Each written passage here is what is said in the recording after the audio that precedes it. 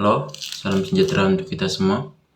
Perkenalkan, nama saya Arkadus Reiki dengan NIM 2210417700. Hari ini saya akan memaparkan PowerPoint materi Supply Chain Management dan terjemahannya.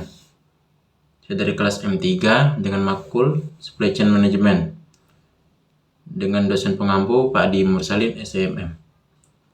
Langsung saja.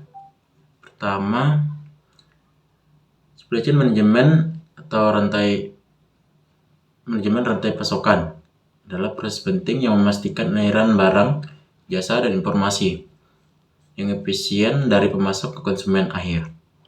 Berikutnya, komponen-komponen penting. Yang pertama ada perencanaan.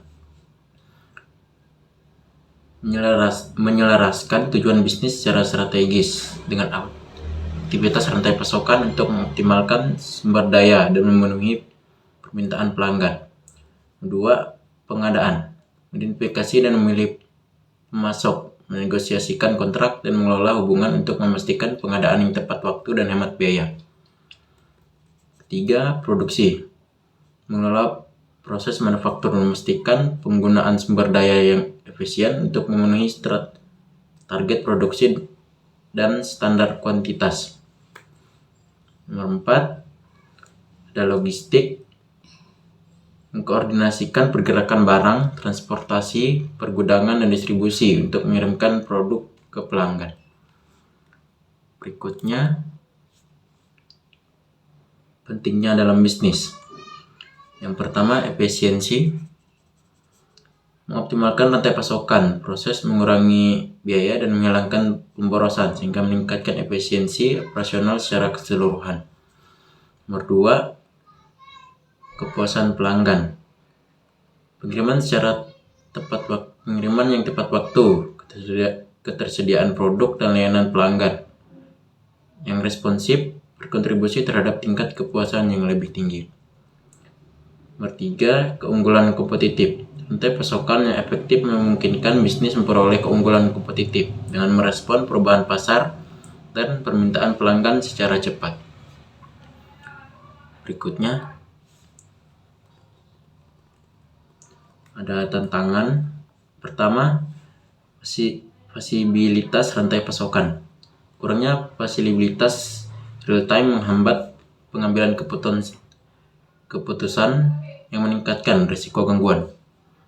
Nomor 2, manajemen persediaan. Menyeimbangkan tingkat persediaan yang sangat penting untuk memenuhi permintaan pelanggan tanpa menimbulkan biaya penyimpanan yang berlebihan. Nomor 3, manajemen hubungan pemasok. Membangun dan memelihara kemitraan yang kuat dengan pemasok sehingga sangat penting untuk kualitas dan kehandalan yang konsisten. Berikutnya, teknologi dan alat. Pertama, blockchain. Memastikan transportasi, kepercayaan, dan ketertelusuran di seluruh rantai pasokan dengan mencatat dan memvalidasi transaksi secara aman. Nomor 2, robotika dan otomatis.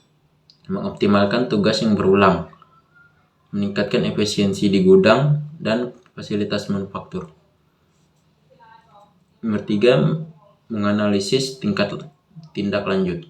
Memungkinkan pengambilan keputusan berdasarkan data, perkiraan permintaan, dan optimalisasi proses rantai pasokan. Berikutnya, ada manfaat. Yang pertama, penghematan biaya. Rantai pasokan yang efisien meminimalkan biaya yang terkait dengan inventaris, transportasi, dan pemrosesan pesanan. Nomor 2, peningkatan fleksibilitas. Rantai pasokan yang tangkas dapat dengan cepat beradaptasi terhadap perubahan pasar dan menangani gangguan tidak terduga. Nomor 3, keberlanjutan. Rantai pasokan yang dioptimalkan mengurangi dampak lingkungan dengan meminimalkan limbah, konsumsi energi, dan emisi. Berikutnya, ada studi kasus Pertama, Apple. Rantai pasokan Apple yang terintegrasi erat memungkinkan produksi yang efisien, pengiriman tepat waktu, dan pengalaman pelanggan yang unggul. Kedua, Zara. Suksesan Zara dalam dunia fashion disebabkan oleh rantai pasokan yang gesit yang memungkinkannya merespons perubahan tren fashion dengan cepat. Bertiga, Amazon. Sistem manajemen rantai pasokan Amazon yang canggih memungkinkan pengiriman yang cepat dan handal, sehingga berkontribusi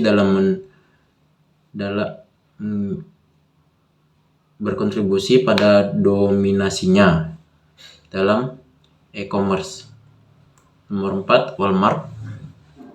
Rantai pasokan Walmart yang efisien memastikan harga rendah, tingkat investasi optimal, dan proses pengisian ulang yang efisien.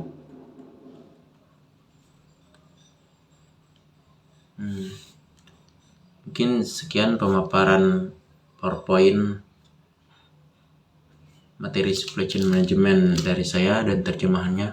Saya ucapkan terima kasih.